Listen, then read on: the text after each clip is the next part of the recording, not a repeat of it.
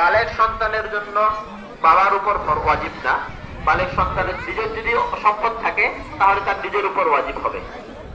নাবালেগ সন্তান এবং নিজের পক্ষ থেকে সদকাতুল ফিতর আদায় করতে হয়।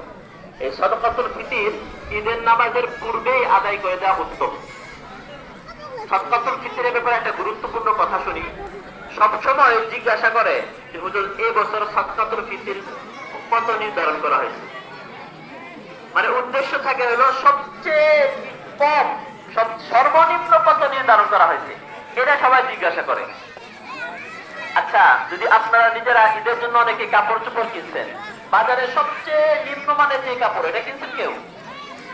এই মনে করেন ঈদের জন্য আমরা খাবারের আবার কিনবো, গোশত ইত্যাদি যাই কিনি, একদম বাজারে যেটা সবচেয়ে খারাপ ওইটা কেউ কিনছেন? না, ওইটা কেউ কিনি নাই। কিন্তু ইসলামের বিধান আদায় করার ক্ষেত্রে সবচেয়ে নিম্নমানের যেটা ওটা কেন খুঁজেন? ওইটা কেন খুঁজেন? এর চেয়ে ভালো কোনো খোঁজা যায় না, এবং এটা দরকার, জরুরি এটা।